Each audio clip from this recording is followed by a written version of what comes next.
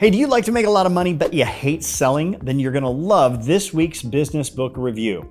This week's book is Negotiating from the Inside Out, a playbook for business success by Clint Babcock. When I discovered this book existed, I bought it immediately and I shifted it to the top of my reading list. Not because I like sales and training books. In fact, frankly, I hate selling.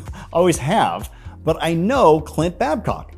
I met him about, 10 years ago when he was with Sandler Sales Training, and I was so impressed by his authenticity, his complete lack of ego when chatting, and his ability to communicate honestly, even about hard topics, but did so in a way that didn't feel threatening. Now, I wish I could say he was equally as impressed with me, but I'm pretty sure he walked away from our interaction thinking, man, that guy likes to talk. I know I walked away thinking, man, I couldn't shut up. Since that interaction, even though he probably doesn't realize this, I've sent tons of people to him when they want to work on their sales skills.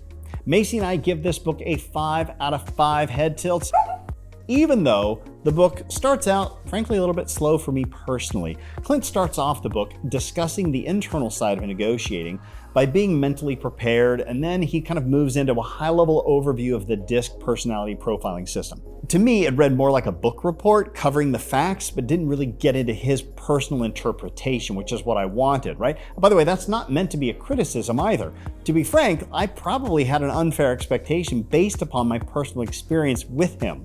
I was really impressed with Clint as a person. So I think my man crush on him probably gave me a bit of some false expectation of what he was going to share. A normal person would have probably most likely loved that first part of the book as well. I think I'm getting ahead of myself here.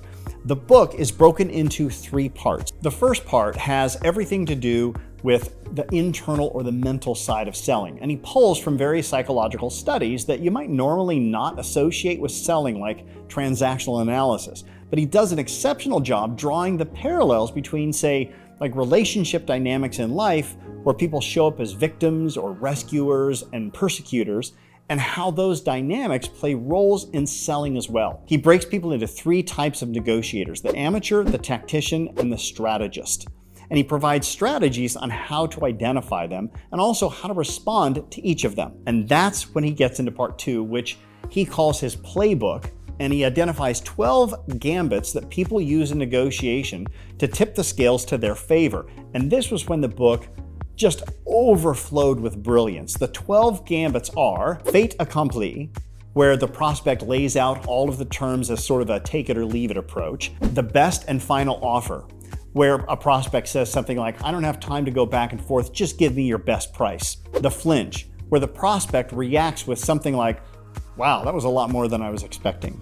Your competition is cheaper, where they price shop you with your competition. The lower or higher authority play, where the prospect says, well, I'll have to run this by my spouse or my boss or my kids or anybody for that matter, as if they don't have the authority themselves to decide. The good guy, bad guy scenario, where they say something to the effect of, it looks good to me, but my boss or my spouse doesn't like it. Hot potato, where the prospect throws something back at you that changes the terms, like, you know what, man, our budget for this project just got reduced by 20%. The emotional outburst, where the negotiator looks agitated, they lose their cool and shout something hyperbolic like, there's no way we can agree to do that. Stonewalling. This is where the prospect just stops communicating with you. Changing the cast of characters. This happens when you're almost ready to close the deal and then the prospect hands the whole negotiation off to somebody else. Nibbling, where the prospects ask you to throw in concessions with nothing in return. They start off small and they just keep getting bigger. And finally, the promises of escalation. This is where the prospect dangles the carrot in front of you of future business, if you just give them this sale for a better deal. Or they'll try to convince you that you're going to get so much exposure by working with them that it will literally pay for any loss you might get on the sale. Clint doesn't just stop at telling you about the 12 gambits. He provides scripts on each one using his 3-step methodology of acknowledge, reassure, and ask, struggle and redirect, and give concessions. I think this is where the brilliance of this book really shines. Each gambit has its own chapter on the various scenarios and how to respond. Using Clint's system, you can inoculate your sales against these gambits and redirect the prospect to where you want them to go. And then part 3 of the book takes like this overarching look at all of the negotiations by listing all of the different ways that you can gain leverage in a negotiation and the most common mistakes that negotiators fall into and how to prevent them. Here are some excerpts from the book that really jumped out at me. Never negotiate on price. Instead, negotiate on service. Negotiating at its most basic level is all about a person's comfort level with entering conflict. Only the prospect can become emotionally involved. You need to remain emotionally disengaged even if the other person seems to be having a strong emotional reaction. Do not alter your pricing or anything else without changing what you're proposing to deliver. Reality check. Do you really want to be in a business relationship with someone where price is the only criterion? I didn't think so. Bottom line, it's not your job to justify a higher price than your competition. Get them to justify the lower price. Now, based on all of the information that I've shared with you about this book, you might be surprised to know that it's a really fast read. It's only 135 pages, and I highlighted 186 excerpts from the book. This book has absolutely no fluff. It's one of those books that just keeps giving value after value, page after page. Check it out, and when you do, please come back and share in the comments some of your favorite pieces of the book so we can all benefit from your distinctions as well. Also, feel free to share in the comments books that you think I might like. You know, some of my favorite books of all time, I learned from people that I respect, so your opinion is valued to me.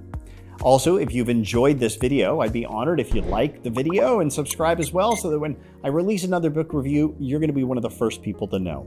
By the way, if you like these reviews, you would love my business book scorecard. It's a free Q&A that takes just a few minutes, and at the end, you'll get a list of the top 10 books for you based upon where you're at on your specific entrepreneurial journey.